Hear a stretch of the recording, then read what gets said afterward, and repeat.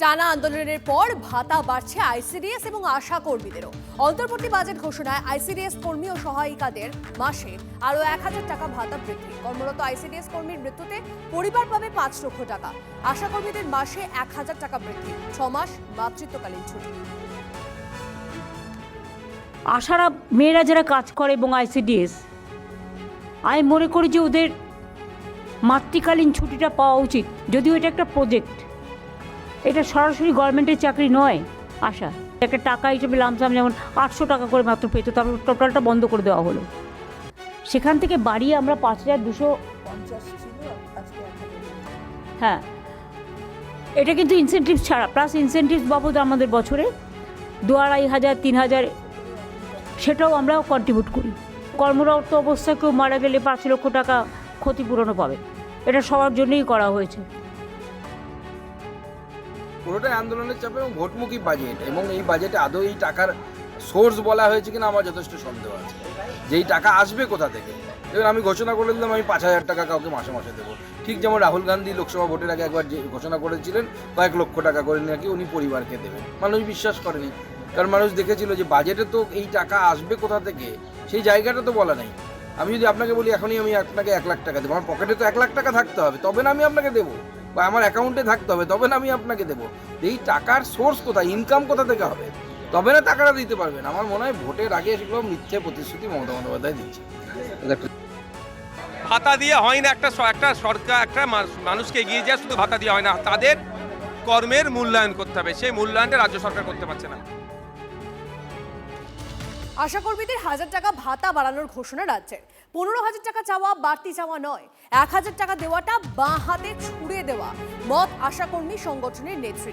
এটা সম্মানজনক নয়। আশা কর্মীরা এতে ক্ষুব্ধ। আমরা কর্মবিরতির সিদ্ধান্ত নিচ্ছি না, জানালেন ইসমাত আরা খাতুন।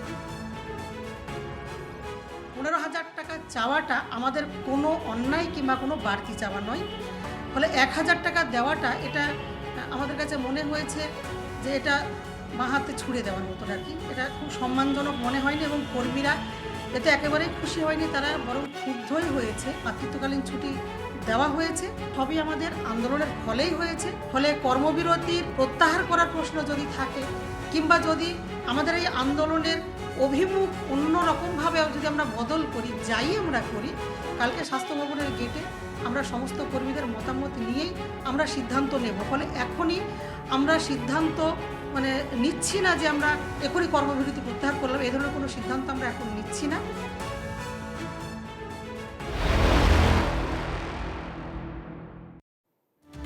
ভোটের মুখে নতুন প্রকল্প ঘোষণা রাজ্যে। বেকারদের জন্য এবার যুব সাথী প্রকল্প, অর্থাৎ 21 থেকে 40 বছর বয়সী মাধ্যমিক পাস বেকারদের প্রতি মাসে 1,500 টাকা করে ভাতা ঘোষণা রাজ্য সরকারের। এর পাশাপাশি সিভিক ভলান্টিয়ার, গ্রিন পুলিশেরও 1,000 টাকা করে বেতন বৃদ্ধি করল রাজ্য। 21 से 40 साल तक जो 10 क्लास पास करेंगे उसको स्कॉलरशिप जो मिलता है वो ठीक है, उसमें हम हाथ नहीं लगाएंगे। लेकिन उसको 5 साल तक हम 1,500 रुपया करके मंथली देंगे। जैसे वो लोग नौकरी का भी ढूंढने का कोशिश करें, हम भी कोशिश करेंगे उसको साथ, उनको भी हम जुबो साथी बना के उसको 5 साल तक हम 1 रुपया देंगे। ये न्यू स्कीम है, नया स्कीम है। इसमें भी आपको about 30 lakhs people will be here, 30 lakhs youth will be motivated and generated. বেকার বানিয়েছেন হচ্ছে মমতা বন্দ্যোপাধ্যায়, এবং সেই বেকারদের হাতে কাজ তুলে না দিয়ে বেকার ভাতা 1,500 টাকা। সেই বেকার যুবক বা যুবতী এই 1,500 টাকায় তার যে সংসার, সেই সংসারকে চালাতে পারবে। আমরা এই মে মাসে আমাদের সরকার তৈরি হবে, তারপর আমরা বেকার যুবক যুবতীদের হাতে কর্মসংস্থানের ব্যবস্থা করব, এবং তার সাথে এই যে বেকার ভাতা দেওয়া হচ্ছে, আমরা বলেছি, যেহেতু কথা দিয়েছি যে তৃণমূল যা ঘোষণা করবে তার থেকে আরও বেশি দেবো, এবং আমাদের সংকল্পপত্রে সেটা ঘোষণাও থাকবে, লিখিতভাবে আমরা মানুষকে জানাবো, আমরা তার থেকে বেশি দেব। কাজের ব্যবস্থা নেই, পরিযায়ী শ্রমিক ঘুরে ফিরে বেড়াচ্ছে, কোনো কিছু করার নেই, পারলে প্রায় লেখাপড়া করা যুবকদেরকে সর্বনাশ করে দিয়েছেন। 1,500 টাকা যুবসাথী মানে না, যুবসাথী মানে যুবদের সাথী, তার মতন বন্দোবস্ত, তার কাজের ব্যবস্থা। যখন বামফ্রন্ট ছিল তখন ছিল বেকার ভাতা, উনি এসে তুলে দিয়েছেন। কিন্তু কার্যত যুবসাথীর নামে বেকার ভাতা, কিন্তু কে দেবে? রাজ্য সরকার। কবে থেকে দেবে? আগস্ট মাস থেকে দেবে। তখন কি এই সরকারটা থাকবে? সরকার থাকবেই না। অতএব বলে দিলেন, যতদিন ছিলেন ততদিন করেননি, যখন থাকবেন না বুঝে গেছেন তখন করতে শুরু করেছেন। মানেটা কি?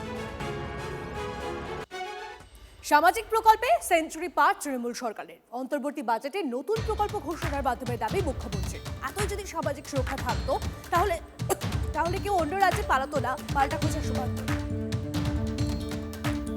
আমার মনে হয় আমাদের ছিল 94টা প্রকল্প, আজকে আরও 5-6টা ডিক্লেয়ার হয়ে গেল।